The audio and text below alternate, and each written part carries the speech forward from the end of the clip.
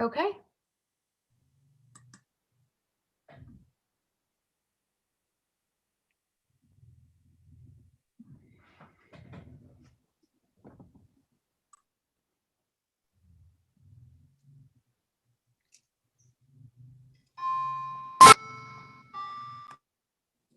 Did we lose Senator Birdsell? The Nation Committee, I find that due to the state of emergency declared by the governor as a result of the COVID-19 pandemic, and in accordance with the governor's emergency order number 12, pursuant to Executive Order 2020-04 and its extensions, this public body is authorized to meet electronically. Please note that there is no physical location to observe and listen contemporaneously to this meeting, which is authorized pursuant to the governor's emergency order. In accordance with the emergency order, I am confirming that we are providing public access to the meeting by telephone with additional access possible by video and other electronic means. We are utilizing Zoom for this electronic meeting. All members of the committee and selected legislative staff have the ability to communicate contemporaneously in this meeting through this platform, and the public has access to contemporaneously watch and or listen to the meeting on Zoom or YouTube and via phone by following the directions and links provided in the General Court website. We have provided public notice of the necessary information for accessing the meeting in the Senate calendar. We are providing a mechanism for the public to alert the public body during the meeting if there are problems with access. If anyone has a problem, please email remotesenate@leg.state.nh.us or call 603-271-6931. In the event the public is unable to access the meeting, it will be adjourned and rescheduled. Please note that all votes taken during this meeting shall be done by roll call vote. And finally, let's start the meeting by taking a roll call attendance. When each member states their presence, please also state where they are and if anyone else is in the room with you during this meeting, which is required under the right to know law. I will call the roll. Senator Waters. Senator David Waters in Dover, alone in this room. Senator Ricciardi. Good afternoon, Senator Ricciardi, and I am home alone in my home in Bedford. Senator Ward. I'm Ruth Ward, Senate District 8. I'm in my home in Stoddard, and I am alone in the room. Senator Sherman. Senator Tom Sherman, Senate District 24, and I am home. My son is upstairs, and I am in Rye, but I'm alone in this room. And I am Regina Birdsell, State Senator for District 19. I'm at home alone. Well, I'm home in Hampstead, and my husband is upstairs in the office, and he will be coming in periodically. So with that, I have asked, as I do every year, and I believe Senator Waters did as well last year, had requested the Department of Transportation come in and do an overview of their organization and basically a DOT 101 for those that are new to the committee. So with that, Commissioner, are you there? I am. Good afternoon. Thank you, Madam Chair. Thank you, members of the committee, for this opportunity to give you an overview of the department. This afternoon, we're going to walk you through a very detailed presentation, but we'd be happy to follow up with any of the members of the committee individually if you have further questions based on the information that we share. With me today are the Deputy Commissioner, Chris Waschuk, as well as our Assistant Commissioner, Bill Cass, and we'll each be speaking to different aspects of the roles and responsibilities of DOT. We also have a number of our directors listening to today's discussion, and if you do have specific questions, we can refer those to the true subject matter experts, especially if it's project related. Great. But as we get started, who are we at DOT? So we are very much in the business of moving people and things on the transportation network. But our mission is to provide transportation excellence, enhancing the quality of life in New Hampshire. We recognize that the economy of the state relies on the transportation system. And every time you get behind the wheel of your car, you get on a public bus, you fly on a plane, you're using a part of that system. And so we also stress to all of our employees how their work impacts quality of life. And our goal is always to provide a well-maintained, efficient, and reliable transportation system. But first and foremost comes safety. And so you'll hear us talk many, many times about safety and how we incorporate it into every one of our programs. On the screen is our organizational chart. So Bill Cass, as the Assistant Commissioner, is also our Chief Engineer, and he oversees all things highway related. So both project development, projects in design and construction, as well as operations. And then Chris Wozczak, as our Deputy Commissioner, oversees the divisions of finance, policy administration, as well as aeronautics, rail, and transit. And while this org chart makes things look pretty siloed, we have a very flat organization in that a lot of the subject matter expertise is housed within project development. But for example, the Bureau of Environment supports all areas of DOT to make sure that we have environmental compliance across all of our programs. And this is further the org chart with the names of the other directors. So Marie Mullins, our Director of Finance. We have Fran Brzezinski to lead policy administration. And then the three individuals you'll see most before this committee will be Patrick Herlihy for all things aeronautics, rail, and transit, Dave Rodrigue for operations, and Pete Stamness for project development. The most important thing on this slide, though, is the phone number. This is the direct number for the front office. So anytime you need to reach one of the commissioners or a director, if you call that number, they will track us down. Just to give you a sense of the size and scale of the department, we have around 1,650 full-time employees. We then have a number of part-time employees to support areas like our toll operations with a lot of part-time toll attendants. And then we also hire seasonal employees depending on the time of year, either for the summer, construction and maintenance programs, or for winter maintenance. In terms of the assets that we oversee, the state owns about 2,100 state bridges, but we also inspect all of the municipally owned bridges in New Hampshire. And one of the things you'll hear us talk about often in this committee is a red list bridge. So what does that mean? A bridge that is on the red list is one that has been deemed structurally deficient. It's safe, it's still open, but it's one that we're monitoring very closely because that bridge is reaching the end of its useful life and will need significant rehab or replacement. So bridges get inspected every 2 years, but to protect everyone, we inspect a structurally deficient or red list bridge once every 6 months. So red list bridges, that's a term you'll hear a lot from us at DOT.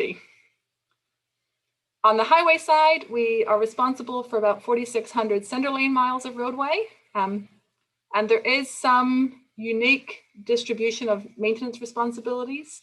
We have roads that we either winter maintain or summer maintain or both, based on exactly where they're located. So it's about 300 miles are town maintained in some way, shape, or form.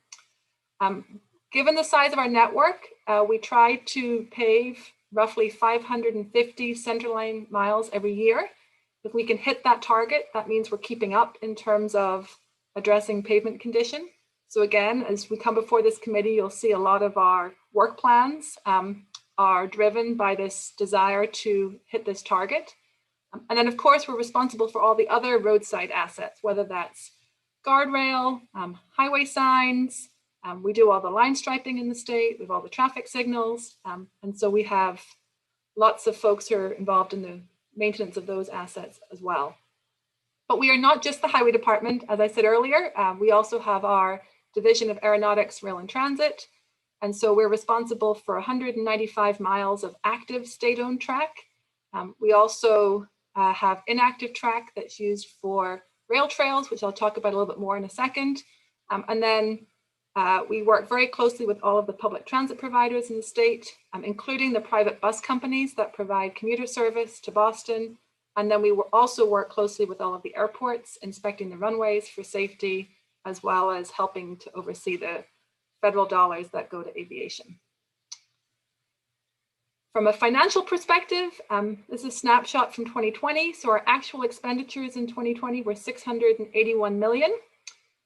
We always like to show things with our expenditures divided into these two categories. So first of all, we have municipal aid and construction.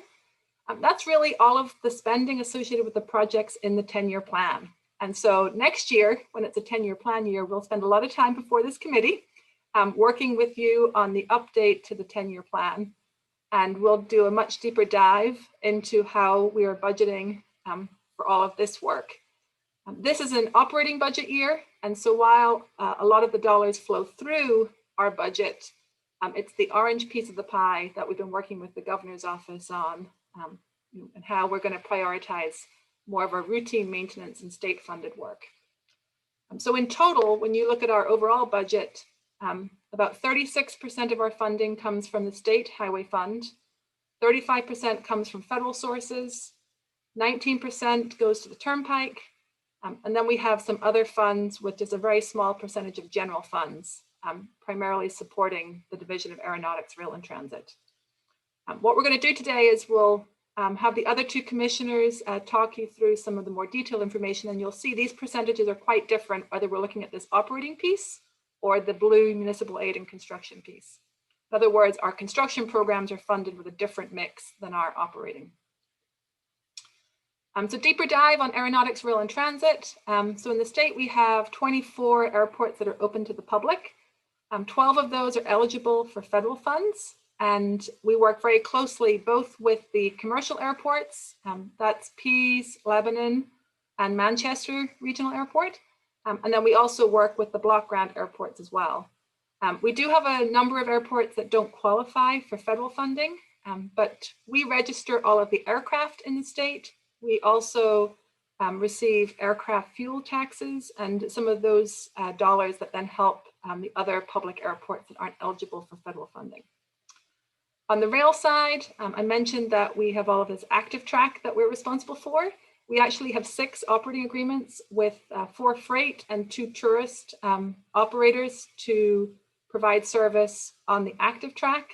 And then we work very closely with our colleagues at the Bureau of Trails within the Department of Natural and Cultural Resources, because a lot of the inactive track is used for recreational trail purposes. And then lastly, on the public transit side, there are 11 local transit systems. There's a lot of different categories of federal funding within the Federal Transit Administration. So we break things down into small urban providers and more rural providers. And next year, when we come back to talk about the 10-year plan, we'll do a much deeper dive. But we also fund what we call the 5310 programs, which are a lot of the community transportation programs for seniors and individuals with disabilities. So who are we in the front office? So the leadership team essentially is the 3 commissioners with the directors. My job is to advocate on behalf of the department and make sure that we are meeting the expectations of the governor, the legislature, and the executive council, and to provide you with the information that you need in a timely fashion. Kathy Mulcahy-Hampson is our liaison to the legislature, so you'll hear from Kathy often. She's great at coordinating responses when there is information that you are looking for in a particular project. So Kathy is always available and willing to track down whatever you need. And we'll strive to support you as best we can. And then within administration, we have finance, and of course, then our HR staff, our audit staff, and all of our health and safety compliance. So at this point, I'm going to turn it over to Bill Cass, and Bill is going to do a deeper dive into the orange piece of the pie, the municipal aid and construction part of our budget, and most importantly, the bureaus under the Division of Project Development. And then he'll talk about operations. Bill? Great. Thank you, Commissioner. Good afternoon, Senators. Yeah, I just wanted to kind of walk through first the municipal aid and construction portion of the budget, that half of the budget. And as you can see there, that represents about 62% of our total overall budget. And as the Commissioner pointed out, if you look at the bottom bullet there, A large percentage of the municipal aid and construction budget comes from the federal highway program, comes from those federal funds.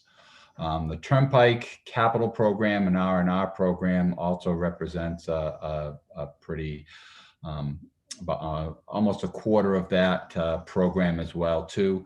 And you'll just notice that, the highway fund, and I'll get to that when we talk about the operating side of the budget, the highway fund, some of those state funded paving programs are represented there, but as far as the municipal aid and construction portion of the budget, a much lower percentage.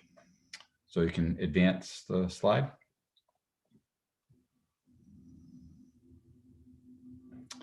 And much of the municipal aid and construction program is administered by the Division of Project Development. So the Division of Project Development takes care of all the planning, all of the engineering and the support, the right-of-way acquisitions and the construction management and the oversight of our federal highway program. I have a little bit update on the 10-year plan, but most of that program is rooted in the 10-year plan. That forms the blueprint of all the work that we do, and that gets, like I said, updated every 2 years, and will come through House Public Works and Senate Transportation this time next year. So just for context, our overall federal highway program that we receive is about $180 million per year. It goes mostly to those construction projects. And I will point out, and Chris will hit on this a little bit more later, but we are very dependent on the federal highway program and the federal highway dollars. We put no state matching funds into that construction program. So in FY 2020, we put out on the street, we advertised about $192 million in construction contracts. That's projects that are out there being built. That's all the pavement, bridge, and other work. And that all came through the Division of Project Development. During last summer, at some point during the summer, they were overseeing 88 active construction projects that had a total value of approximately more than $500 million. So a very active program it's been. Next slide. I mentioned the 10-year plan, so that is updated every 2 years, and we are in the process of receiving the input and working with the regional planning commissions to identify their regional priorities and work those into the plan as we look at rolling it out 2 more years. So just on the screen, you can see kind of the schedule, but we will begin this summer meeting with the Governor's Advisory Council on Intermodal Transportation, which is the 5 executive counselors and the commissioner, to look at the draft plan and have public hearings through the fall and make a recommendation to the governor by the end of calendar year 21. And then next legislative session, it will come to the House and the Senate for review and action. So usually the 10-year, not usually, it always is. I mean, we've worked real hard to put forward a realistic 10-year plan, a financially constrained plan. And as I mentioned, it's very much dependent on the federal funding levels. We have no state funds that match the federal program. And preservation and maintenance have been kind of the core of the program. Trying to take care of the existing assets and keep them in good shape as a priority, as well as some of the other programs and major projects. Next slide. So this is a snapshot of the advertising schedule. As I had mentioned, in FY20, we put out $192 million of construction contracts. You can see the mix of funding there and how it compares to the past few years, to last year and the upcoming year. So it's been relatively stable as of yet. If you look at the bar chart on the bottom, we are tending to trend down a little bit as the buying power of the existing funding doesn't go quite as far. And as we're also wrapping up some of the major project construction, particularly along the I-93 corridor. And I bring that up because some of you may have heard, or you may hear the construction industry as we've wrapped up those major projects along the I-93 corridor. Again, much of the core focus tends toward now preservation and maintenance, the paving, the bridge preservation, things like that. And I know some of the contractors are looking at that there is a hole where there had been major earthwork type of projects. That work just isn't in the foreseeable program. So next slide. And I just wanted to just mention a little bit about our two major assets, which are the pavement condition, the roadways, and the bridge condition. So the commissioner had mentioned our target paving miles as a surrogate for what we need to do to keep the pavement condition in good working order and good condition.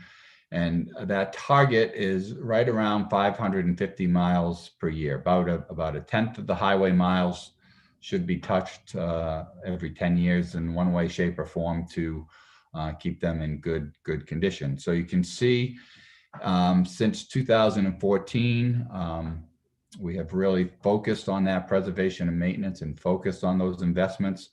Also in 2014 was the 4.2-cent gas tax that was passed with SB 367, which allowed that investment to be made at the levels that it needs to be. And you can see the bottom graph, which is the pavement condition. It has responded in kind. We are seeing overall system pavement condition right at the goals that we had wanted to, and probably as good a pavement conditions overall in the system that we have seen for some time. So prior to that, the conditions had been trending down. Our challenge going forward is going to be sustaining that level and sustaining that level of investment and keeping the pavement conditions and pavement mileage up where it needs to be to sustain the existing conditions. You can see at the top chart where some of the mileage is starting to drop off. We'll talk about that. Chris will talk about some of the funding issues coming up, but certainly the COVID impact to revenues this year have impacted us, as well as the overall programmatic funding. So this is somewhat of a dated chart. It came out of the last 10-year plan update, but it's actually kind of right on schedule. We're just finishing up putting out the paving program for calendar year 21, and we're going to be doing just over 425 miles of paving this year. So next slide. Similarly, the investment in bridges to keep those in good condition. Pavement and bridges are two major assets. Currently, the state red list, as the commissioner had noted, structurally deficient bridges is at a low of 125. So the investments and the focus and attention to working on bridges has been paying off as we've been driving those numbers down. And in the foreseeable future, we expect to kind of maintain or continue to drive that number down. So the number of red list bridges have declined, and the percentage of good and fair bridges have increased. So I think these are success stories, and we need to continue that prioritization of focus on bridge preservation and rehabilitation. Next slide. The other side of the house is the operating budget, and we're discussing a lot of that recently as we're getting ready for budget season. And so much of the municipal aid and construction, as we've said, was taken care of the 10-year plan. This year, as we work through the state budget, really affects the operating side. That's all of the operations and maintenance folks, as well as all of the staff at DOT and the staff putting out the projects and project development. So that operating side of our budget is about $262 million. And if you look at the bottom slide there, the bottom bullet there, excuse me, you'll see that it's much more heavily weighted toward the highway fund. The highway funds and the turnpike funds comprise the bulk of the operating budget as we're moving forward. So I just bring those two slides up, those two halves of the budget up, because they are very different. And that one big picture of the overall state budget, really, when we're talking about shortfalls in the highway fund or other things, that really impacts the operating budget. So we try to keep those two halves in mind and separated as we're talking about them. The next slide. So the big part of the operations budget is our highway maintenance personnel, and they are distributed throughout the state. Those are everybody that are out there today plowing the roads.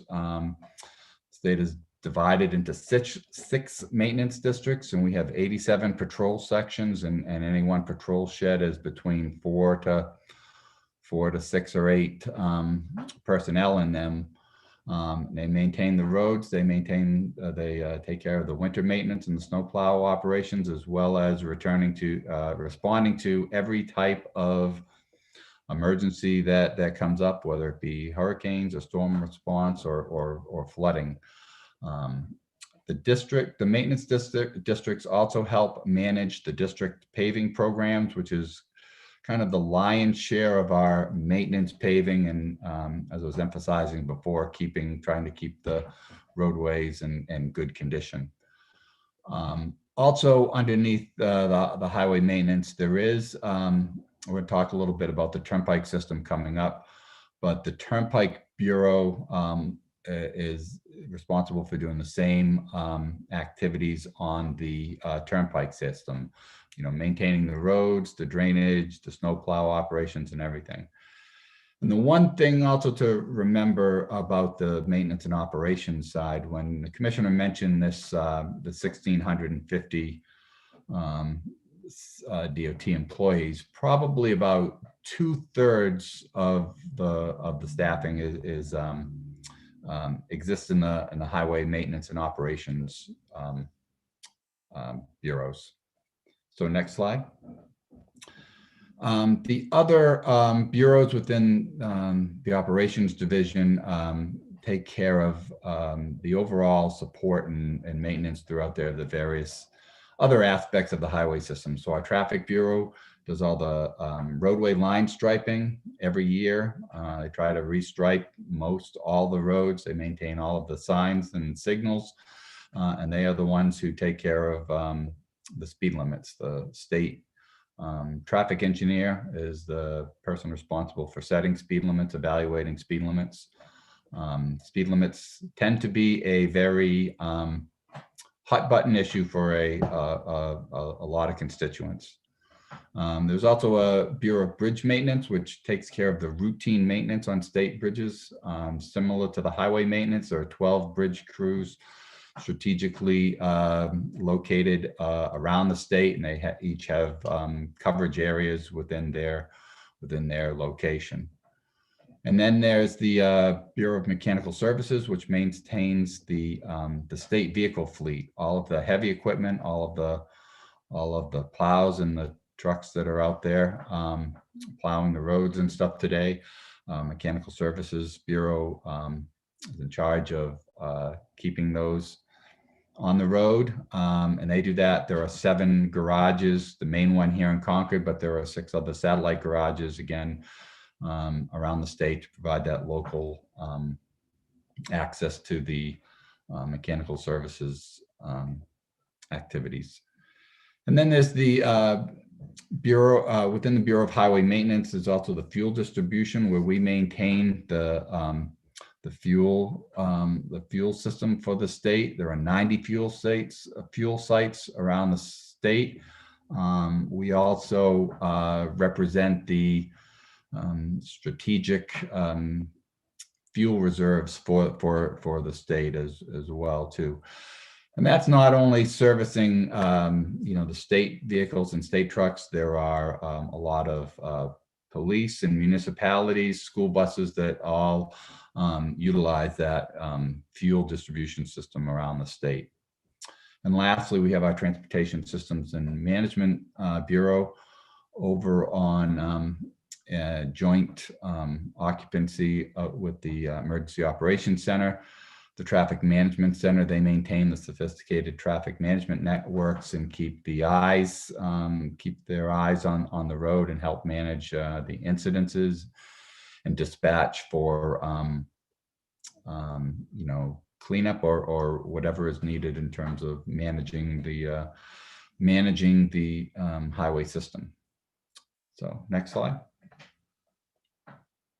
And with that, that's kind of the big overview of operations and project development. I'm going to ask Chris now to just kind of go through some of the funding aspects that support all that. So Chris. Good afternoon. Before I start, are there any questions, or we want to pause for questions on any of the material, or do we want to save questions for the end? I would suggest we would save the questions for the end. Okay, very good. All right, thank you. So this slide, we'd like to show this slide to communicate that the highway fund is not necessarily all about the DOT. The DOT is not solely responsible for the highway fund. The fund is really where all the unrestricted revenue that's collected from the gas tax and road toll and registration fees, which are collected by the Department of Safety, are funneled into. The fund is also where we have federal construction reimbursements that flow in from the federal government into the highway fund. We also have Gavi bond disbursements, and TIFIA proceeds are also collected and shown in the highway fund. It's the primary source of revenue or funding for our operating budget. It's also appropriated to other various agencies, including safety, the judicial branch, and justice. So in 2020, 59% of the highway fund was appropriated to the DOT, 26% to other agencies, and 15% to municipalities. And that 15% primarily is block grant aid that flows through our budget to the municipalities. So in essence, what the highway fund showed was 74%, this 59% and 15% that goes to municipalities were flowing through the DOT. Next slide. And this shows a history of the unrestricted highway fund revenue. This does not include betterment, which 3 cents of the gas tax goes to the betterment account, and 12% of that goes to municipalities in the form of block grant aid, nor does it include SB 367 revenue, the 4.2 cents, that also is in a restricted account. So this is just the unrestricted revenue account. So in total, 15 cents of the gas tax flows into this account. On the top line, we've kind of taken a snapshot of the last decade. So on the top line, we show how much the gas tax or road toll revenue has been. You can see it's been fairly flat, and then it's really declined in the last fiscal year. This is primarily due to COVID. We have motor vehicle fees shown in the next line. And then we had the $30 registration surcharge that was passed in that biennium and sunsetted in that biennium. Below that line, we have the court fines. We have miscellaneous, which in essence, this is a makeup of federal revenue that is directly in our operating budget. So you can see there's a steep decline from fiscal year 13 to fiscal year 14. In essence, the federal revenue in our budget was moved from unrestricted prior to fiscal year 14 to restricted, only for DOT's use after fiscal year 14. So that's the steep drop you see there. Retro turnpike toll credits.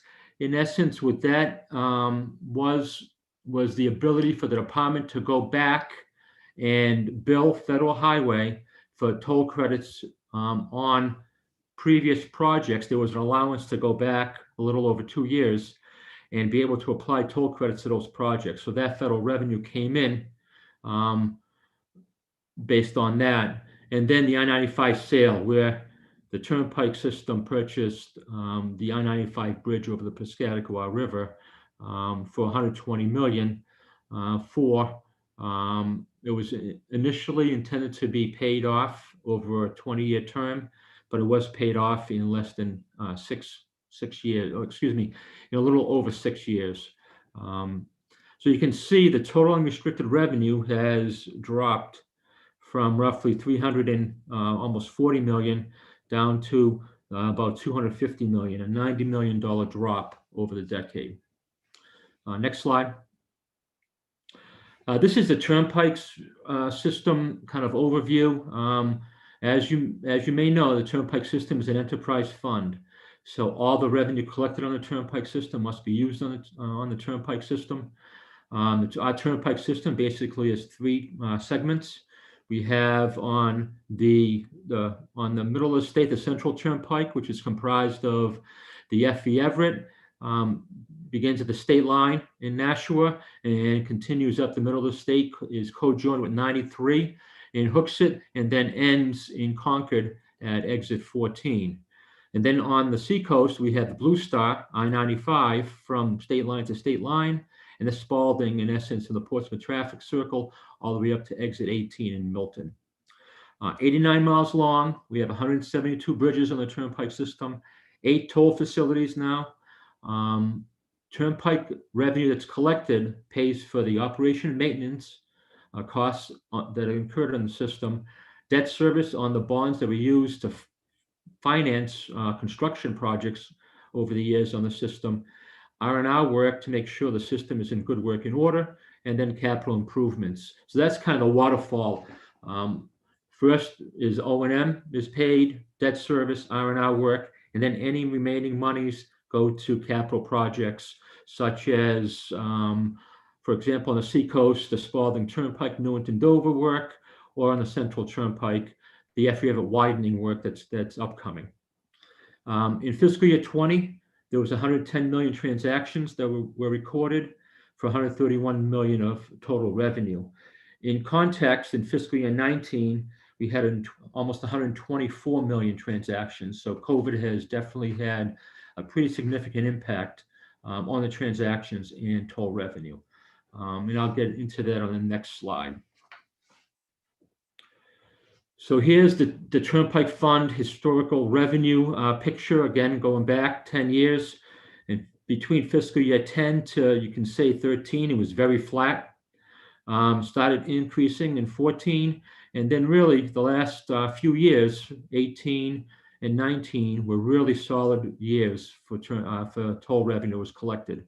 And then COVID hit, so fiscal year 20, there was roughly almost an 11% drop in revenue.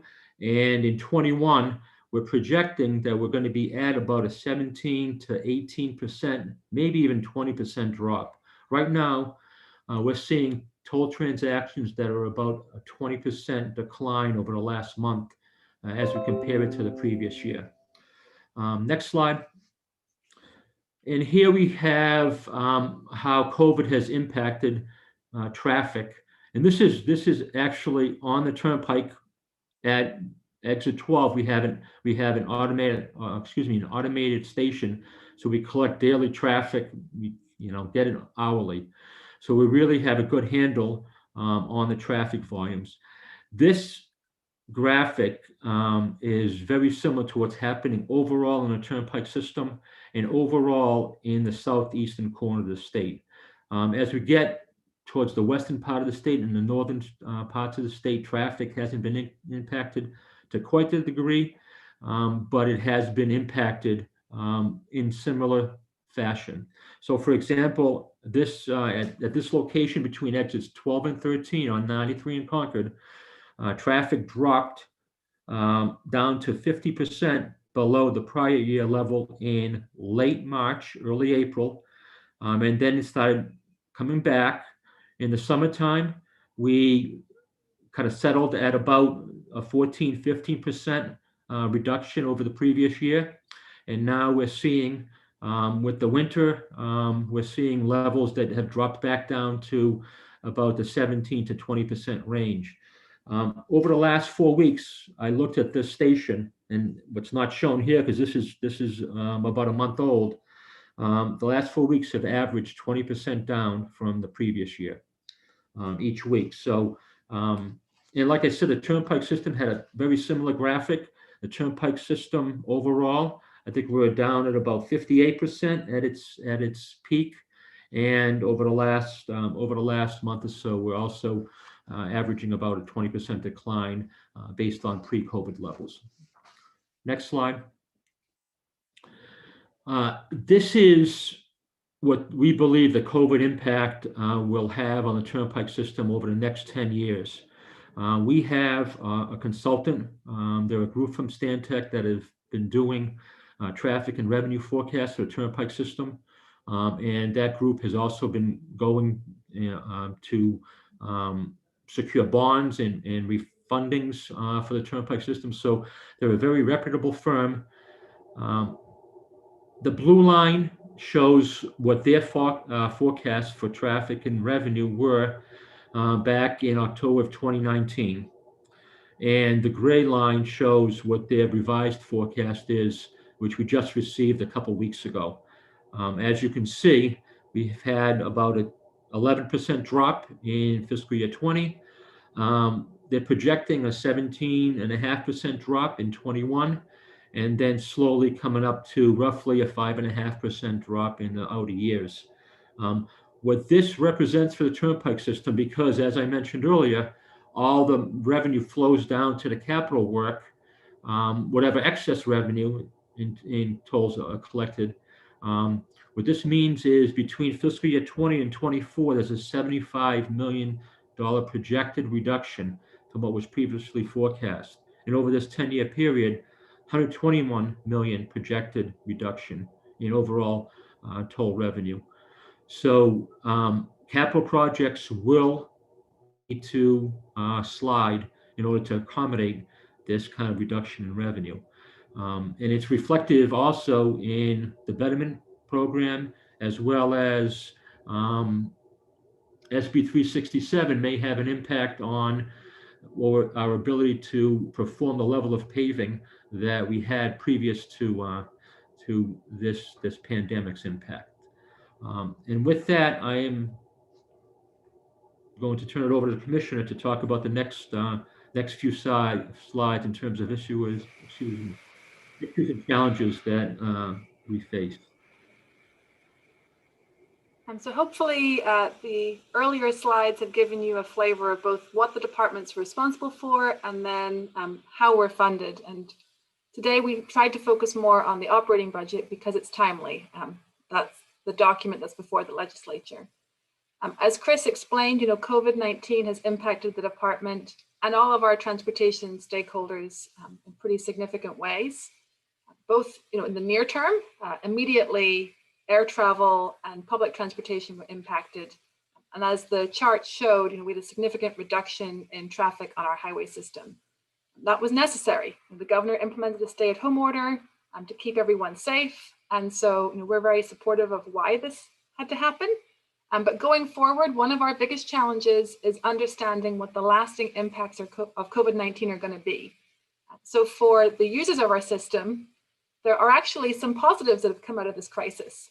As terrible as it's been for some, the fact that telework has expanded and is giving people better work-life balance, allowing folks to enjoy their second homes or move up into New Hampshire and enjoy everything that our state has to offer is a great thing.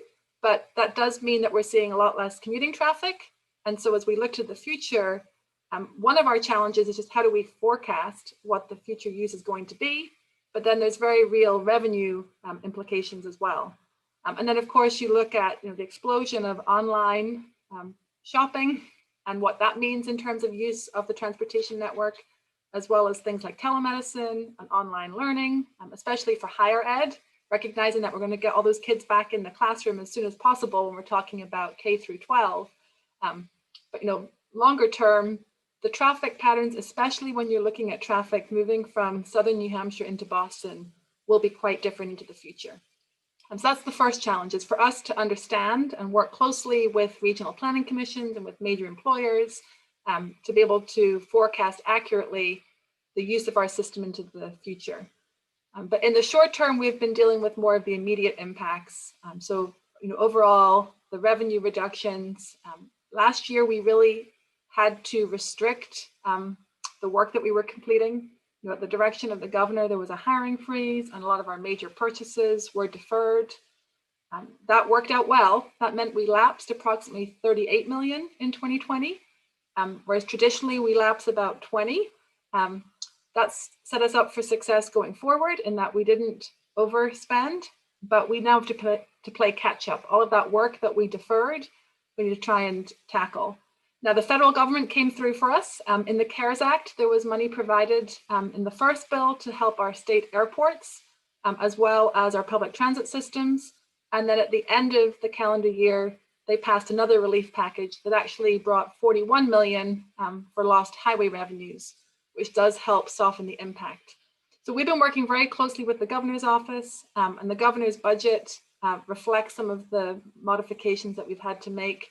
But the good news is that going forward, with more certainty around revenue and looking at the mix of funding, whether it's potential stimulus funds to supplement things, or making sure that there's adequate general funds complementing our highway programs, we're in a much more positive position going forward, and especially in this next biennium, than we have been in the last calendar year.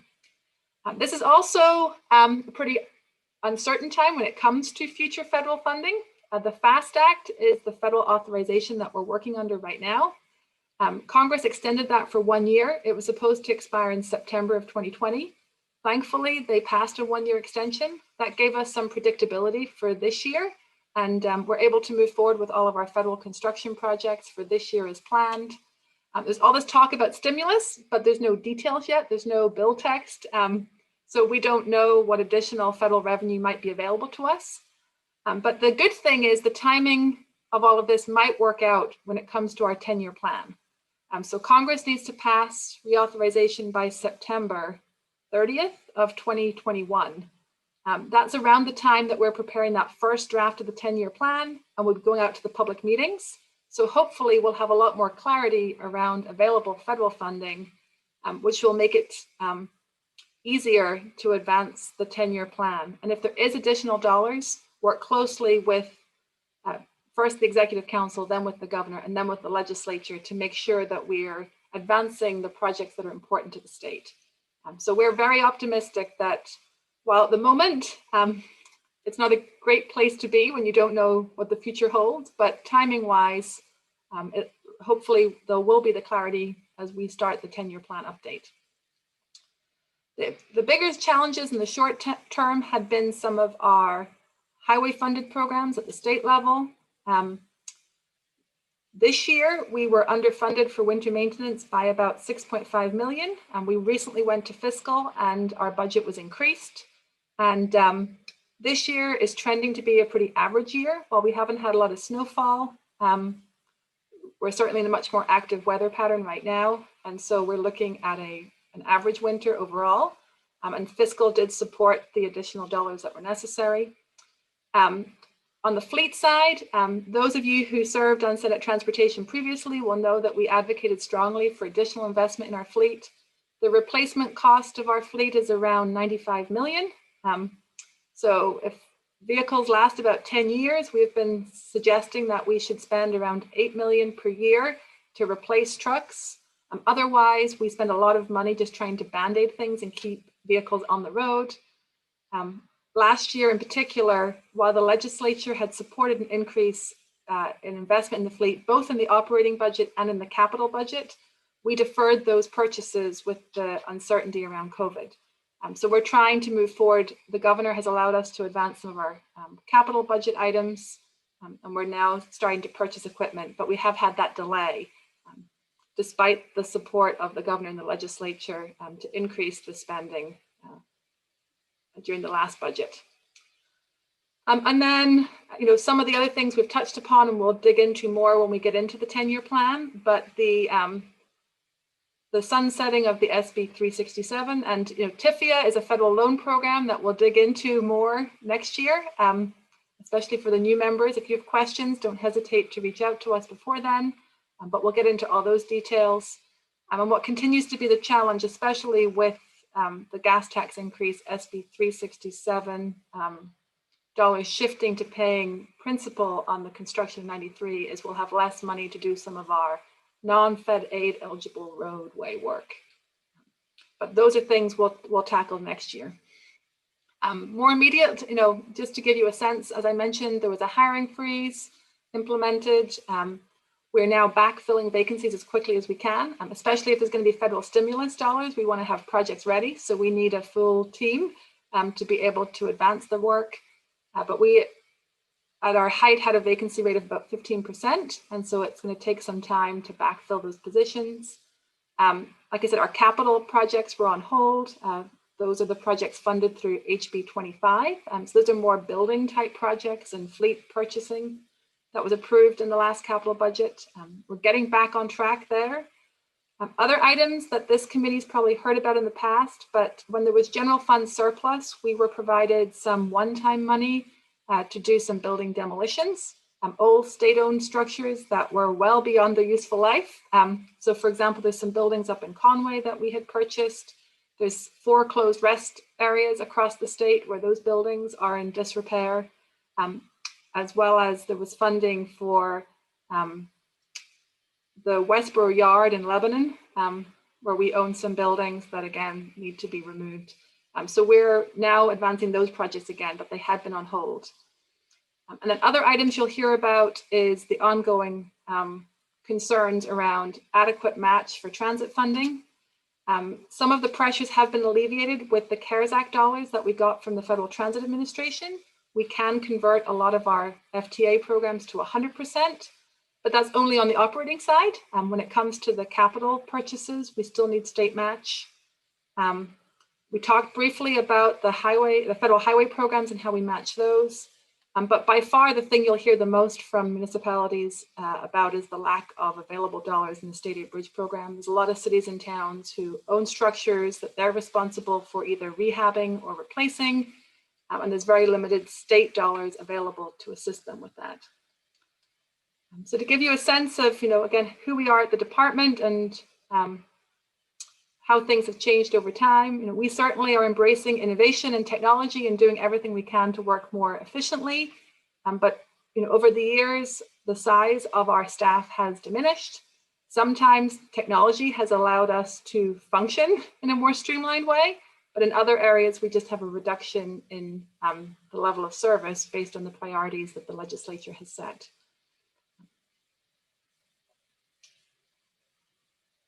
And then this is the capital budget items. HB 25 will come before this committee, so we thought it was important to touch on these items. We have 3 general funded requests that you will see. 1.6 million is to access about 30 million in federal funds, and so it's an ask for state dollars to match federal dollars. And then there's one project that will be new this year, which is replacing our aircraft registration system. That's a really old piece of software that needs to be improved.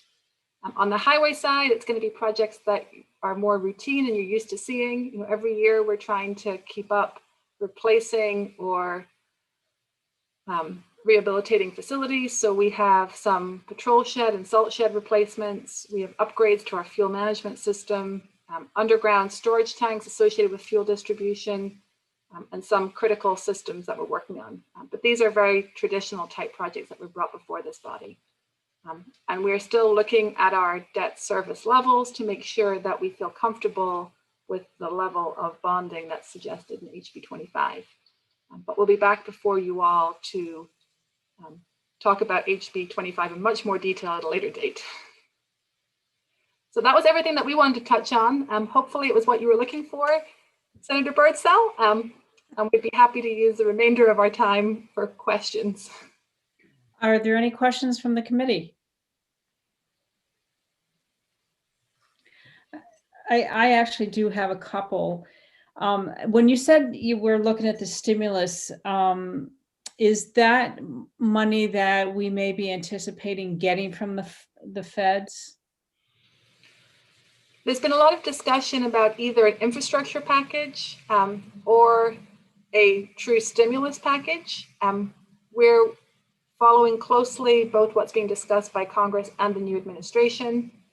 There's also been discussion that since the federal funding for transportation expires this September, would they increase the funding during reauthorization versus doing a separate stimulus package for the transportation aspects of infrastructure. So there's a lot of details need to be figured out. We use our 10-year plan as that roadmap. The state has set the priorities. So our goal would be that if there is increased federal funding, whether it's through direct stimulus or through a larger amount of federal funding year over year in reauthorization, we just work to advance projects. And then as we move things up, we'd use the 10-year plan process next year to backfill. And where there's freed up dollars, then you could add more projects to the 10-year plan in those later years. That would be the best way to get the dollars out on the street, and we'd be honoring our existing priorities. So that's sort of what we're looking at right now. And we're going through projects to see, what's ready, what could be ready soon, whether or not there's right-of-way acquisitions or environmental permitting that would delay us. But based on readiness and the types of funding, we'd be looking to accelerate previous priorities already established in the current 10-year plan. Okay, great. The other question I had was, you had said that in the presentation, you said that COVID had impacted revenues. However, have you seen that the condition of the roads, the decline in the condition of the roads has slowed because of the less cars or less use? Really, a high volume of traffic doesn't significantly impact the condition of the infrastructure. Okay. It's really the truck traffic that has more of an impact on condition. Okay. What I will say, though, is we had corridors that were congested or intersections that were at capacity. If we see a reduction in traffic, there may not be the same urgency to do the projects that were anticipated to add turn lanes or to make improvements, because that, what was a problem pre-pandemic might not be as much of an issue now. So that's the other thing that we're looking at as we start to advance projects is what do we think the longer term traffic flow is going to be? And there may not be the same need to do certain capital improvements that were previously prioritized. So it's not so much about condition, it's more about the system and the operations. Okay, so what you're saying is really there was an awful lot of truck traffic because of the delivery systems during the pandemic. Yeah, we did not see a significant reduction in truck traffic. If anything, we saw more at certain times. It was Right. really the commuter traffic that's been impacted the most. Senator Waters. Thank you, Madam Chair. Senator Sherman may have had his hand up before I did. I've got several questions, so maybe you'd like to let Senator Sherman go. Sure, the hand up is in his poll, so I couldn't see it. Go ahead, Senator Sherman. Thank you, Madam Chair. I have just a couple of, I guess, probably pretty quick questions. One is looking forward, does DOT have anything to do with developing a network of electric vehicle charging stations? And if so, is there any anticipated potential for revenue coming from those facilities? So the department did serve on the commission that was established to look at electric charging infrastructure in the state. And so we have been staffing that effort. My understanding is some of that work is being transferred to the Transportation Council, and DOT also serves on the council. So we've had a voice in the discussions, but DOT is not leading where that conversation is happening. I will say there is some federal money available for charging infrastructure, and certainly we would be involved in advancing any projects where we'd be leveraging those dollars. In addition, we're following very closely what the federal regulations are around commercial activity and electric charging in particular. One of the challenges we've had when it comes to operating and maintaining our rest areas, as an example, is we can't provide, coffee shops or convenience stores and generate revenue to sustain the operations of those facilities, because if they were purchased with federal funding, that is prohibited. There's a lot of discussions about whether or not we would be allowed to charge or generate revenue if the infrastructure was installed on the federal aid system versus state roads. And so all of that, we're following closely so that we can inform the decisions that are made at the state level. Follow up? Yeah, so that just made me think of a kind of a clever, you could charge for charging. But in any case, the question on federal money being available, is there anything we can do as legislature or this committee to support DOT capturing some of those federal funds available? I guess I think of a couple of issues. One being having an adequate network of EV charging stations so that you can actually get around the entire state with an electric vehicle.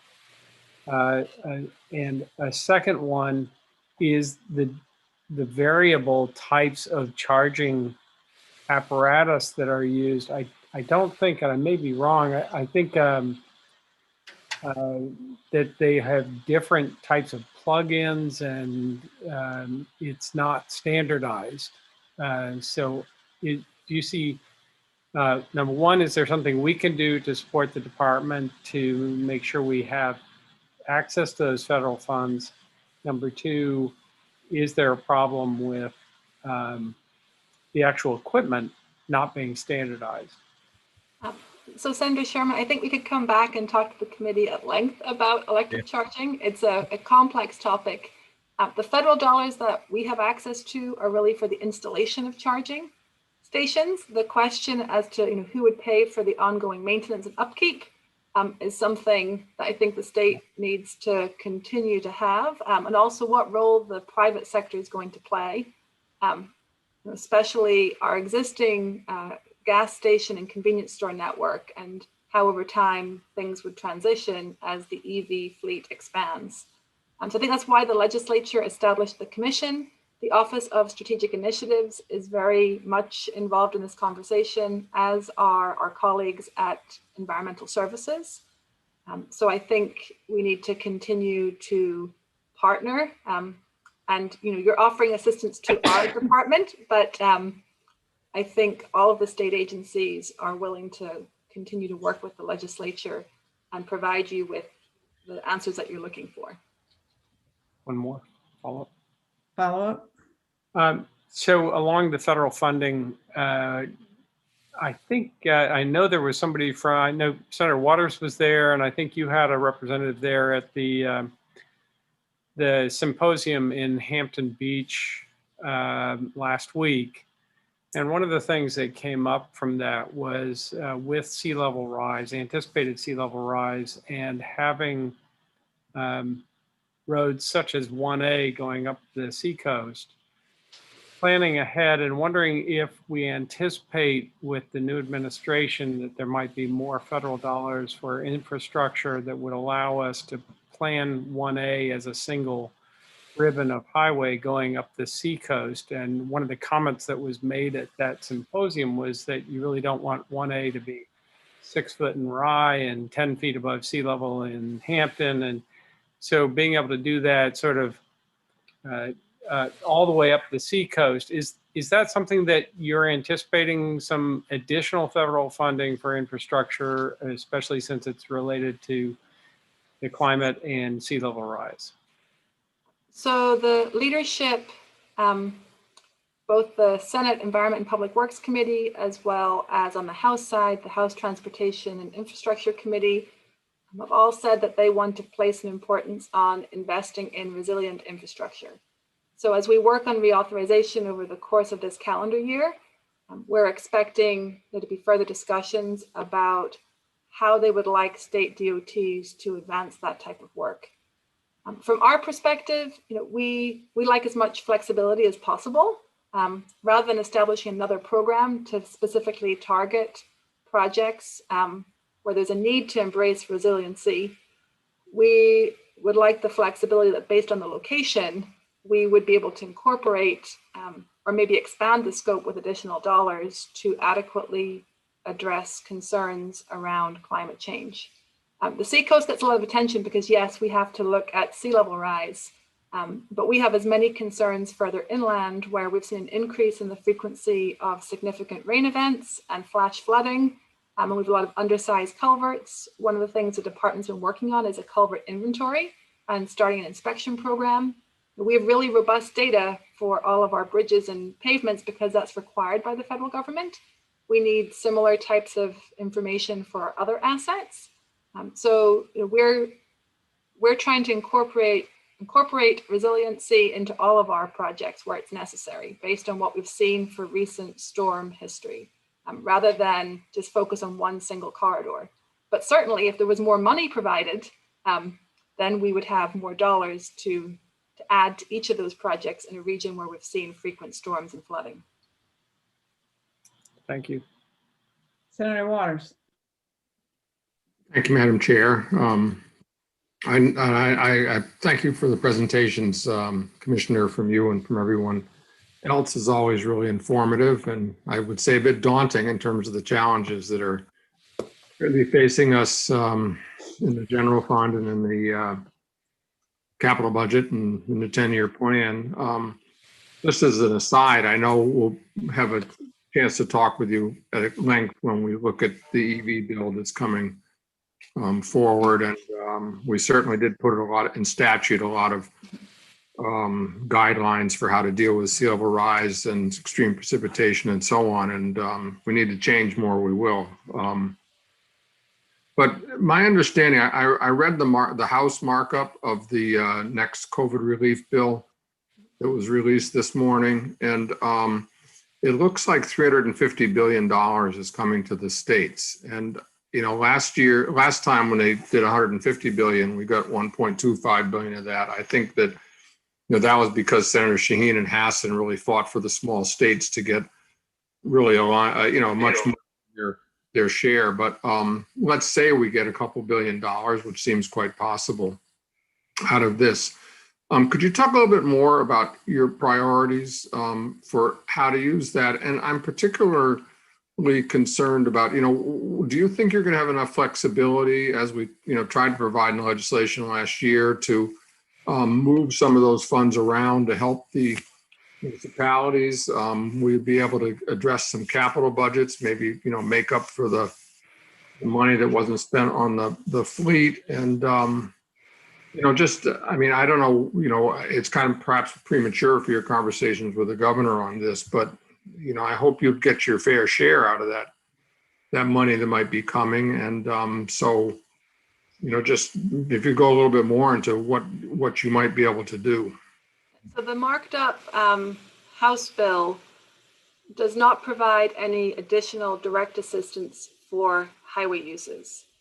It has some additional funding for airports and for airlines. It has some direct assistance for public transportation again, primarily for the urban systems, but there is some funding in there for even the, what I mentioned earlier, the 5310s, the senior and folks with disabilities. What you referenced is the 350 billion that would.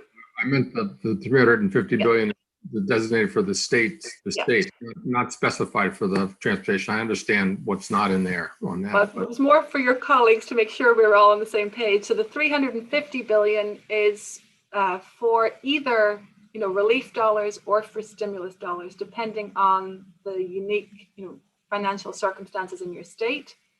So really, it would be premature to talk about how much of that money might be available for transportation in particular. We'd have to work with the governor and the legislature to understand how much may be made available for DOT. But as I touched on earlier, whether the dollars come through current relief bills that are being advanced or come later through stimulus, what we would do is look at the projects in the 10-year plan. You know, we consider that our roadmap, as Bill said earlier. The state has already spent a lot of time prioritizing all of our projects.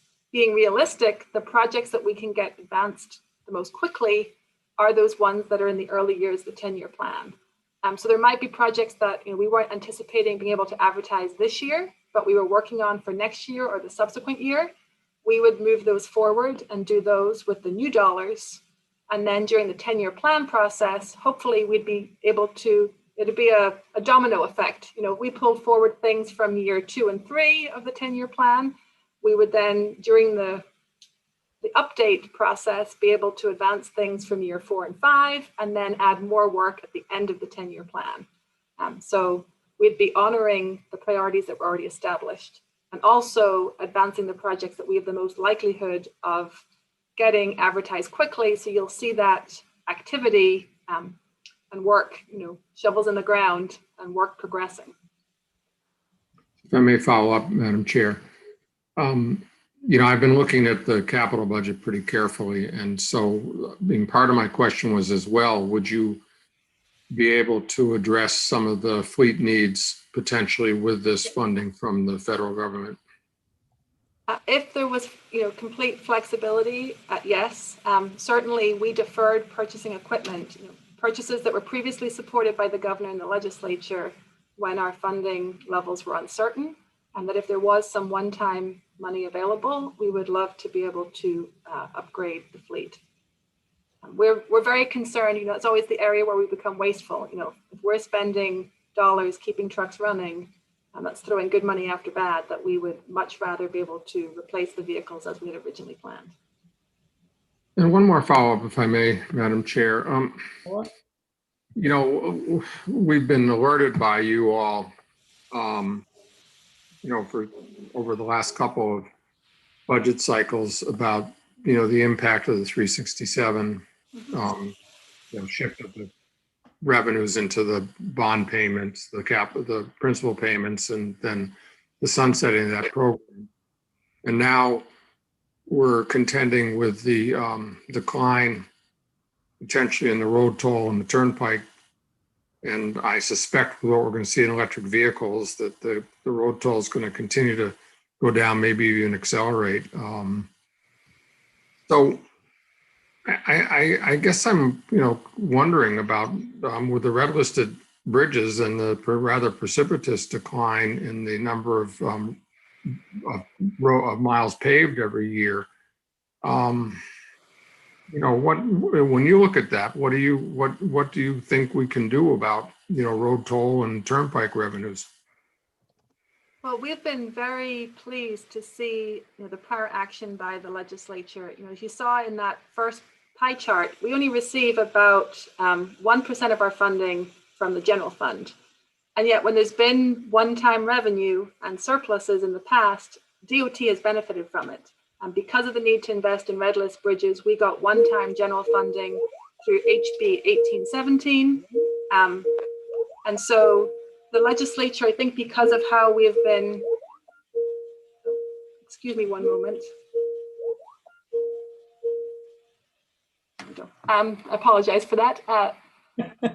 Because of the data that we have been providing to the legislature, and we have to provide you with updates on the status of the red list. We've been well positioned when there was one-time funding to be able to access those dollars. Also at the federal level, we're always advocating for increased flexibility. While we can't use federal funds for roadway improvements on the non-federal aid eligible roads, there is an off-system bridge category. And so if we could receive additional dollars from the federal government, that may be able to assist municipalities and help us tackle some of our non-Fed aid bridges. So a lot of this is about telling the story at both the federal and the state level.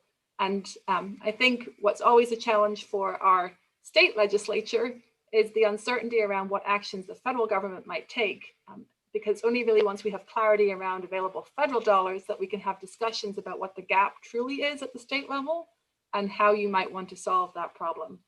I think the other challenge has been, while some members of the legislature, like Representative Major on the House Ways and Means side, have put forward potential solutions to addressing this shift towards more fuel efficient vehicles and the declining revenue. Once again, people are waiting to see what's going to happen at the federal level. We're hoping for a timely reauthorization, but the pay for is the most challenging aspect for Congress. And at some point, Congress might need to move away from the federal gas tax as we have more and more hybrid and electric vehicles on the road. So sometimes, once again, state legislatures are sitting back waiting to see what happens at the federal level, because you certainly don't want to embrace a whole new collection method if the federal government's going to go in a different direction. So that's why solutions like Norm Majors seem to be good short-term potential solutions, because it's not a high overhead to implement that tool. But the question is always, when is the right time? And we're often waiting to see what action the federal government will take. That's why I'm very optimistic. We'll have a lot more certainty in September as to both how much money we're getting and where those dollars are coming from in terms of federal sources of revenue. And then that can really inform the next 10-year plan and next legislative session. I don't envy you all, because you're always waiting to see what the feds will do first. Thank you so much, Commissioner. Thank you, Commissioner. Any other questions from the committee? Seeing none, I just want to thank you for coming out or coming in to the Zoom meeting and giving your presentation. It's I always like to see what's going on and give the new members a look at how complicated sometimes our DOT really is. So I appreciate it. So. Pleasure. So I was glad to present to the Senate Transportation.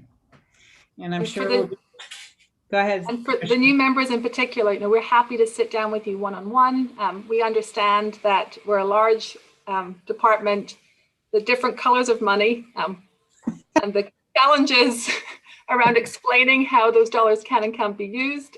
So it takes a little time. If you want to meet with us individually, we'd be happy to accommodate that. Great. All right. With that, I'll close the DOT presentation. And does anybody need a break, a 2 or 3 minute break? Otherwise, we'll go right into Senate Bill 117.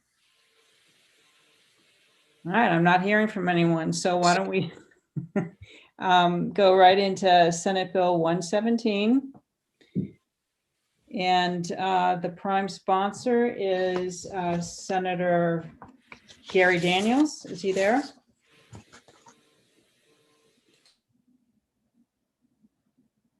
Sorry.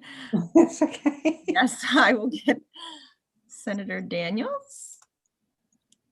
Senator Daniels, you should be able to unmute now. Got it. Thank you. Sorry, Senator Daniels, for taking. Quite all right. It was interesting. Good afternoon, Madam Chair and members of the committee. For the record, my name is Gary Daniels. I am the state senator for District 11, comprised of the towns of Amherst, Merrimack, Milford, and Wilton, and the prime sponsor of Senate Bill 117 relative to the removal of tolls at Exit 10 in the town of Merrimack. One of the things that we can do as legislators, one of the primary things we can do, is listen to our constituents. And if we're listening, one of the most common complaints you'll hear is that people have lost trust in their government at all levels because government has continually broken its promise to the people. It therefore falls upon us, legislators elected by the people, to restore that integrity of the people's government. And that is what Senate Bill 117 is all about. Exit 10 in Merrimack opened on October 2nd, 1990, and was funded with a 30-year bond. That bond expired in 2020. When people pay off their mortgage, they do not expect the financing institution to mandate that they continue to pay on that mortgage. Likewise, once a bond for a toll plaza expires, people expect that debt to be paid and the toll discontinued. but that is not what has happened. The bond is paid, yet government, through its broken promise to the people, continues to charge tolls for the use of exit 10. The tolls at exit 10 they usually generate about 1.3 million per year, though probably far less than that during this pandemic. In a proposed 2-year operating budget of over $13 billion, I find it inconceivable that we cannot find 1.3 million to keep our word with the residents of Merrimack and the people of New Hampshire. Recognizing that the removal of exit 10 would displace workers that are currently connected with that toll plaza, I would submit that those resources could be placed at other toll plazas that today remain void of human interaction. This would eliminate confusion for travelers who do not have Easy Pass. These are people that are expected to pay a cash toll, but occasionally arrive at a toll plaza only to find no one there to collect their toll. The bonds for tolls at both exit 10 and 11 expired in 2020. The tolls at exit 11 have now been discontinued and removed, as they rightfully should have been, in keeping trust with the people. The tolls at exit 10, however, continue to operate, waiting to see if we will uphold the integrity of the people's state government by discontinuing the tolls now that the bond has expired. I hope you'll work with me to remove the tolls at exit 10 in Merrimack. While acknowledging this initiative will result in a small loss of revenue, I'm confident that working together, we can find replacement for that revenue. More importantly, though, is the cost of upholding the trust of the people, which we should all consider to be priceless. Finally, I would recommend extending the effective date of this legislation to January 1st, 2022, to give those involved time to work out the logistics of the tolls removal. This was an oversight on my part when the bill was drafted in not allotting enough time for the necessary action to be taken. Thank you, Madam Chair. I'd be happy to answer any questions. Any questions from the committee? Senator Sherman? I just have a dumb question. There are no dumb questions. Yes, there are. This might be one of them. I'm just trying to understand, is the bond on the toll booth or is the bond on the exit ramp? In other words, was the toll booth put in place to pay for the exit ramp and now that's paid off and so the toll booth should go away? Or did they actually have a bond on the toll booth itself and now that's paid off so the toll booth should go away? My understanding was that the bond was to establish the toll plaza. So be the ramps, the infrastructure and such. That can probably be better qualified by DOT, but that was my understanding in going through a study a couple of years ago on this. Senator Sherman, we'll bring it up. I'm sure DOT is going to be speaking on this, so we can ask them Great. about it. Thanks. Any other questions from the committee? Oh, I'm sorry, Senator Waters. Thank you, Madam Chair. I just raised it. Your Senator, hands kind of blend into some of your backgrounds and I miss them. Senator Daniels, thanks for being here. And, if you heard any of the report from DOT, as I'm sure you know in finance, that we're facing some real difficult times, and the turnpike revenues are dedicated from these tolls, and that means that even when certain things are paid off, people still got to drive on them. And we've been through this bill quite a bit. Just my one question is that, usually such matters are dealt with in the context of the 10-year plan, because that's the way to understand the impact of revenues that are restricted in such a way on the larger system. And so I guess my question is, wouldn't it be more appropriate to have this consideration in the context of the 10-year plan? If your consideration within the 10-year plan was to take the toll out in 2022, I'm fine with that. Well, if I may follow up. Follow up?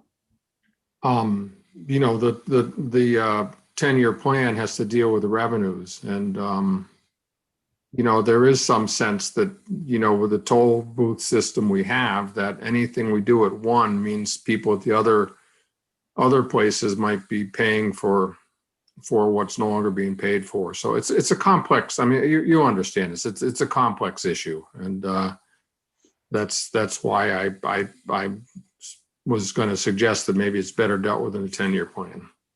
No, I will agree that it can be a complex issue. But I think it's also a very complex issue with government officials keeping their word with people. And I think that's something we have lost over the years. I think this is a step where we can start to regain some of that trust when we say, I'm not going to go and reiterate my testimony, but when we say that we're putting up a 30-year bond, I don't think people expect it to be up for 35, 40, 50 years. And so all I'm trying to do is to take one part of the relationship between the legislature and the people and try to keep that and let them know that they can trust what we say. And so all we'll have to do is, you and I will go together to talk to executive councilors about raising the tolls. We'll all be good. How about it, Senator Birdsell, huh? I'll pass on that one. Senator Sherman? Madam Chairman, thank you, Senator. I just had a quick question. We've talked about the promise of a 30-year bond. What confuses me is, did we set up this toll booth to pay for the toll booth?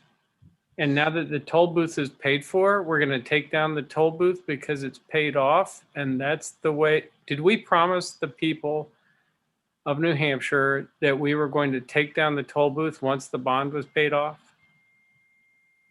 I don't know if that promise was ever made. I believe the toll booth was probably established to pay for the exit at exit 10. But again, just because you pay for something and you've got a 30-year bond on it, I don't think people expect that that's going to last forever. I mean, this was one of three tolls we have been working on for years that basically kept the town of Merrimack captive because you couldn't get into it from Route 3 without paying a toll. So, it's part of a long-range plan here that has been there. The people have paid off the bond, and we're looking to clear it up now. So Merrimack can be treated much like most of the other towns. Again, we can get more, I think we can get more clarification from DOT also when they come to testify. Any other questions from the committee? Seeing none. Thank you, Senator Daniels. Thank you, Madam Chairman, members of the committee. Thank you. Okay, next we do have Chris from DOT. I do not want to, oh, sorry. Wrong person. Where did he go? Oh, he went to the dog. Okay, Chris, you should be. I did not want to butcher your last name. So. Well, good afternoon, members of the committee. Madam Chair, my name is Chris Waschuk, and I'm the Deputy Commissioner with the department. You heard from me earlier today, talk a little bit about the turnpike system. I did submit a letter reflecting the department's position on this. At this time, the department has no position. We neither oppose nor support this bill. I do want to say that the department does have several concerns with the bill as it was introduced. I'm just going to paraphrase from my letter. I do want to say that it was submitted last Friday by Kathy Mulcahy-Hampson, so hopefully you have received it. I don't know if it's in front of you or not, but I will paraphrase. So the concerns that the department has with the bill is introduced, which would require the department to remove both the northbound and southbound exit ramp tolls at exit 10, effective 60 days after passage. Now, I know Senator Daniels said he is willing to amend that to be effective January 1st, 2022. we would support that. That would give us a little bit of time to address one of the issues should this bill be passed.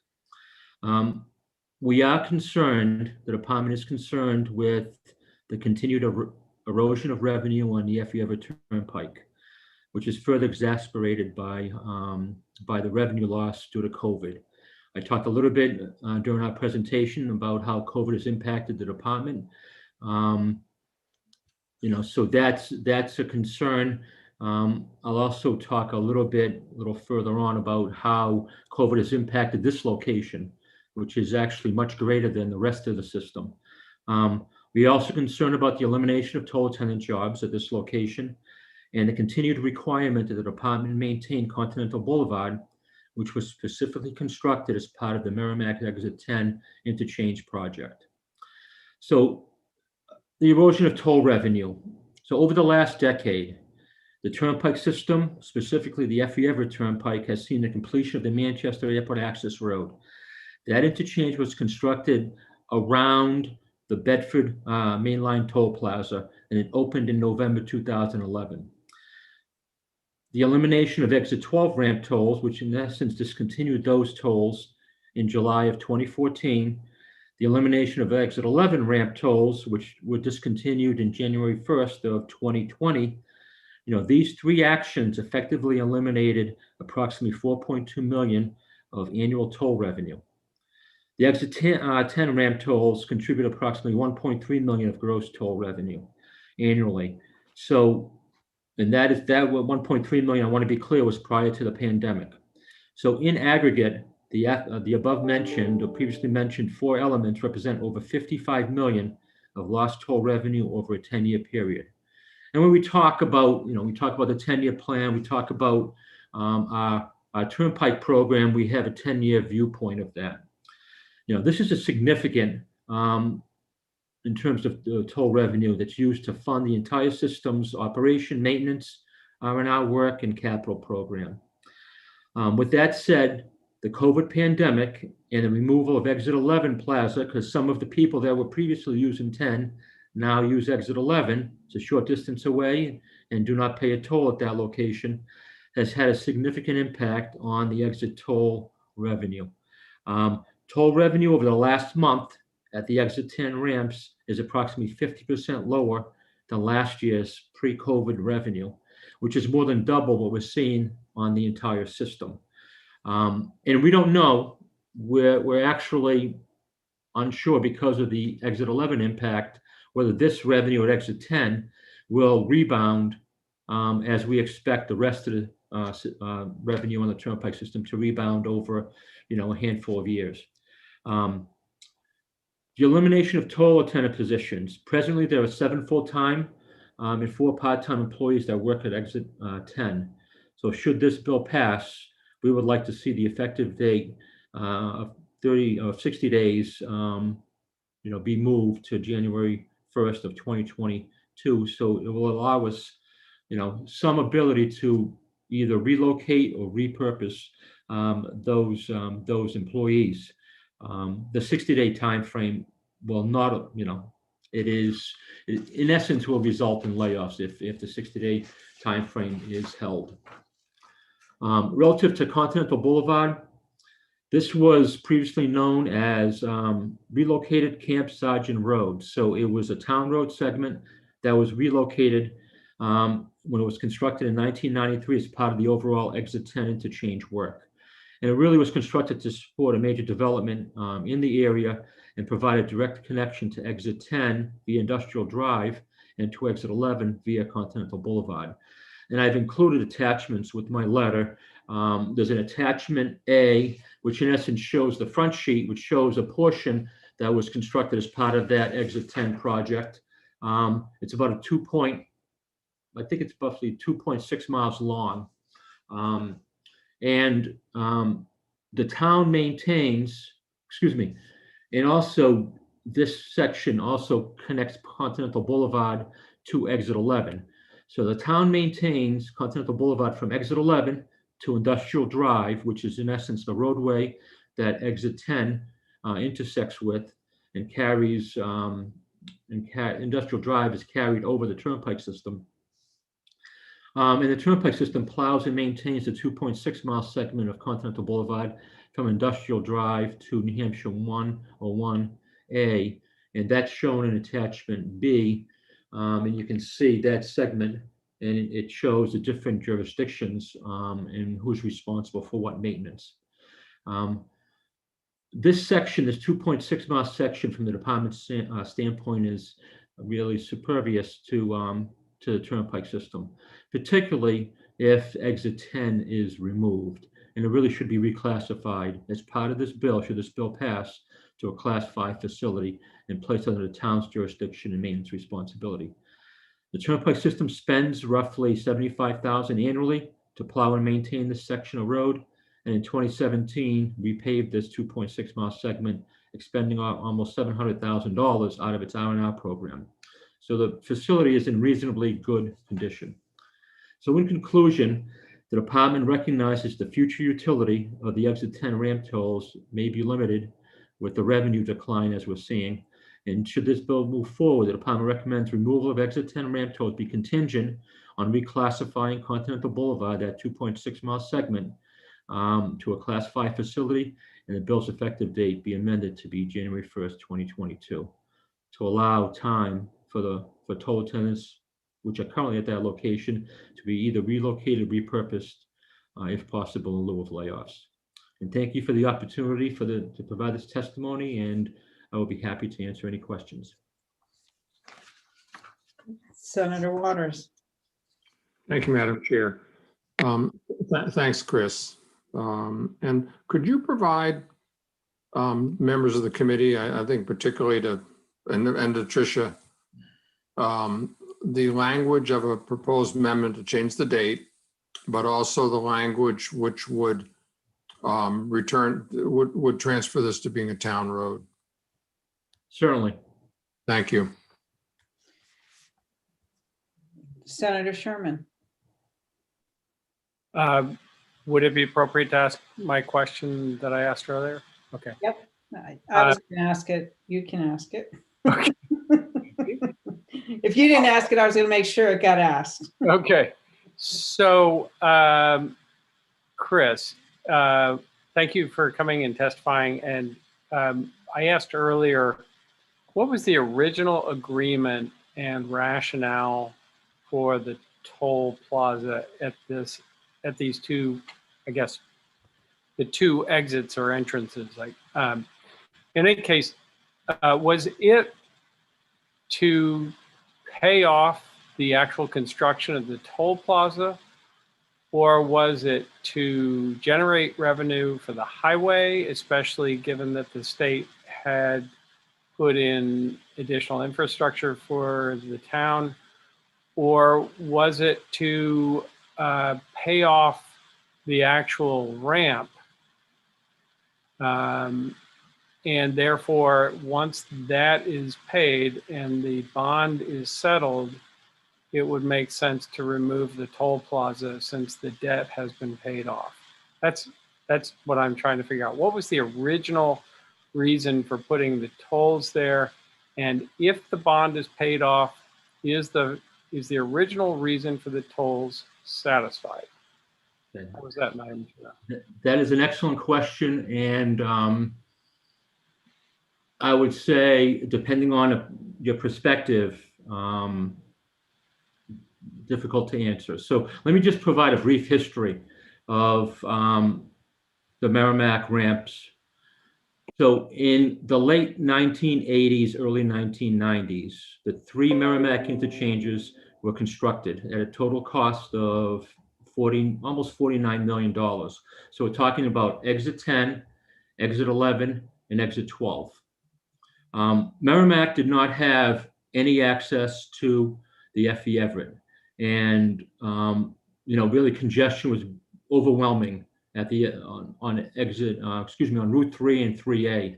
And then we had, at that time, you had Digital that was considering relocating to Merrimack, at where now I believe it's just it's on the opposite side of where the Merrimack outlets are.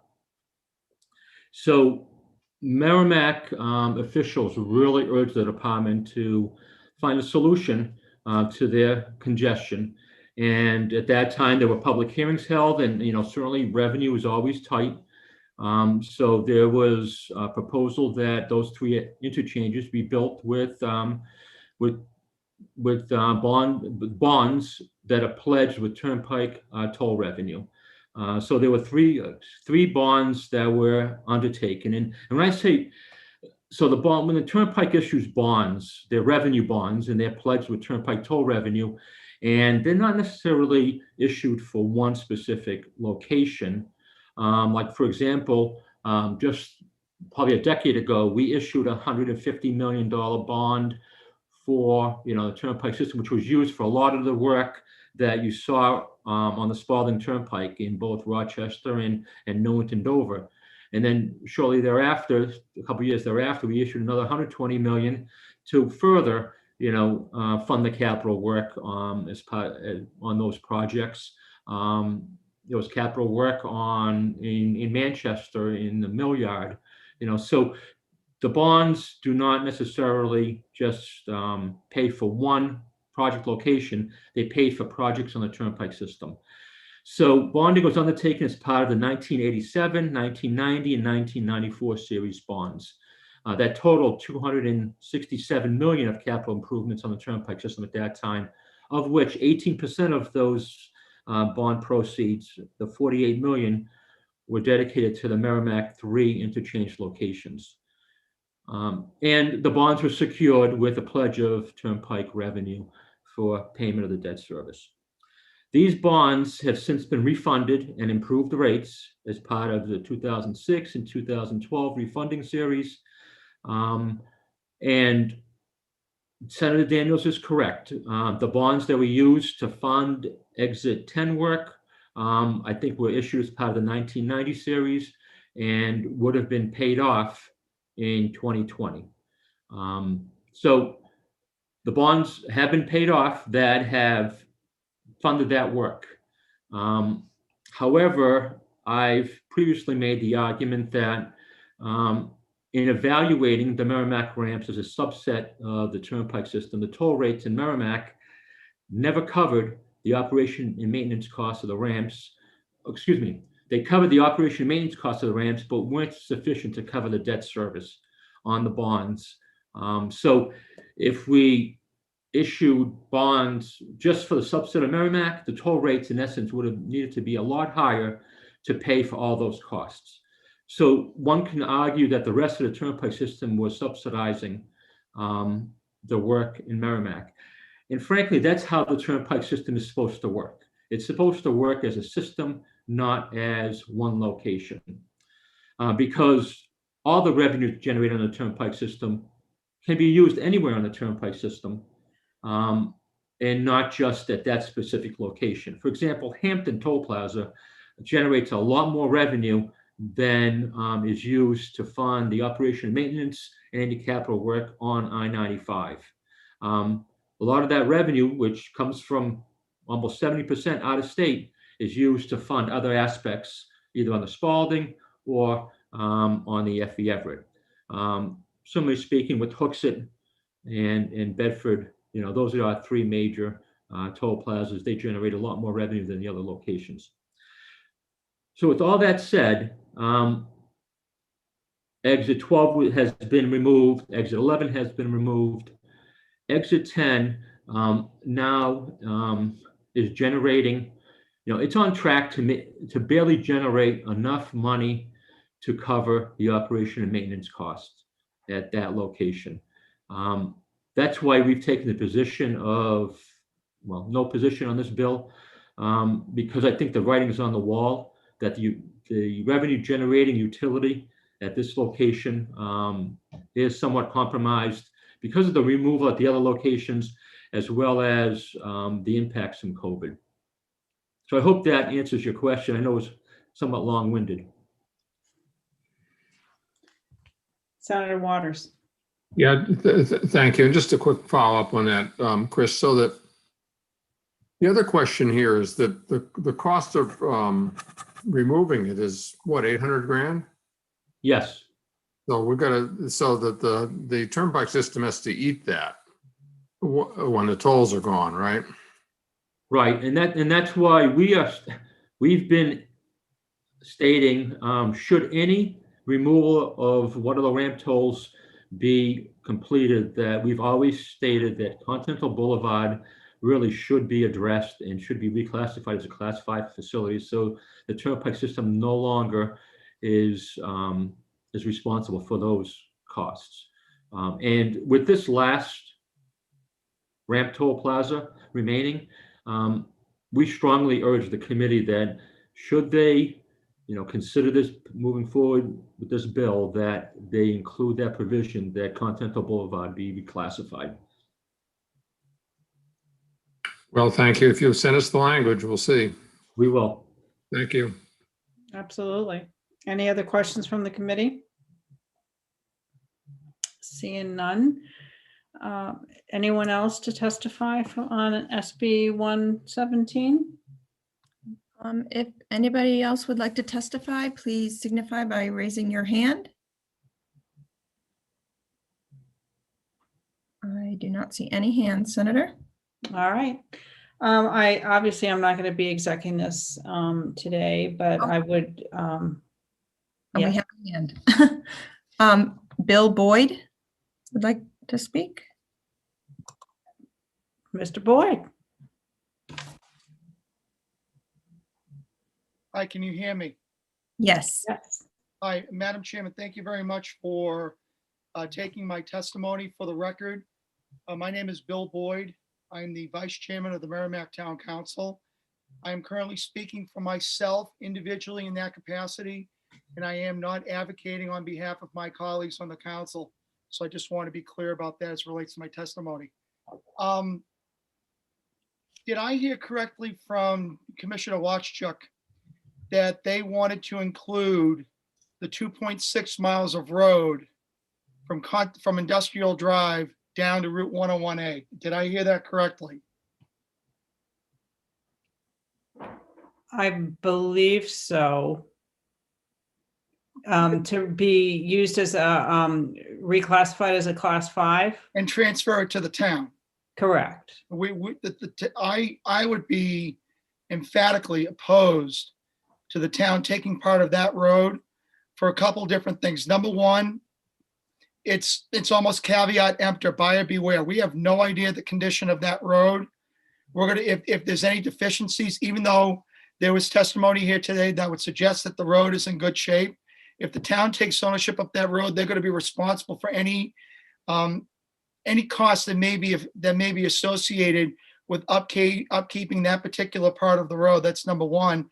And then number two, you're looking at additional cost of, and unfortunately, I don't have my figures here right here in front of me, and I do apologize, but we did have our town DPW director do an analysis of what it would cost for the town to maintain that road.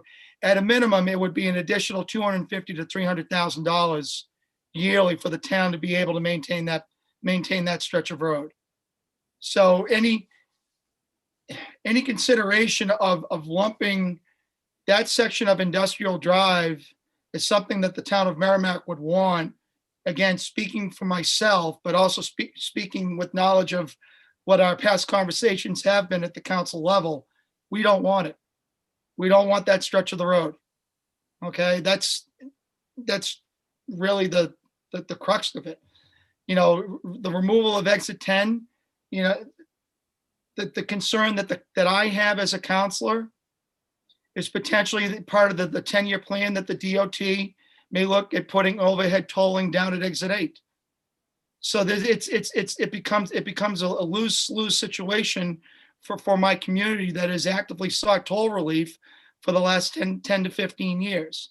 And there have been studies, and I'm sure Senator Daniels is aware of this, there's been studies as it relates to exit 12 and exit 11 that validated the negation of those particular tolls being removed from the FE Everett. But I would suggest that the analysis is not complete as it relates to the impact of removing exit 10 with what the DOT may want to do to address the concerns that they have regarding the diminishing returns as it relates to tolls on not just the FE Everett, but through the Turnpike system in general in the state. So I just wanted to be on record as saying, coming back on the Industrial Drive, that stretch of Continental from Industrial down to Route 101, that would be a non-starter, at least from my perspective as a town councilor. And I certainly thank the senators for listening to my testimony. And if there are any questions, I'd be happy to answer them to the best of my ability. Any questions from the committee? Seeing none, thank you, Councilman. Madam Chair, thank you very much. Yep. Okay, I do not see any other hands now, Senator. We're done.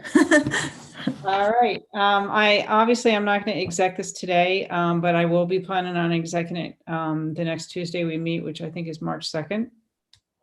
So as my teachers used to say, let's put our thinking caps on. And with that, I'll entertain a motion. Senator Sherman. I move that we adjourn for the day, recess. I'll second that. All right. I'll take a roll call. Senator Waters, Yes. Senator Ward, Yes. Senator Sherman, Yes. Senator Rishardi, Yes. Senator Bursell says yes. So we'll see you back on March 2nd. If you have any questions, feel free to give me a call on anything you heard today. All right? Have a good break. If I don't, well, we'll see you on Thursday. So after that, have a good break.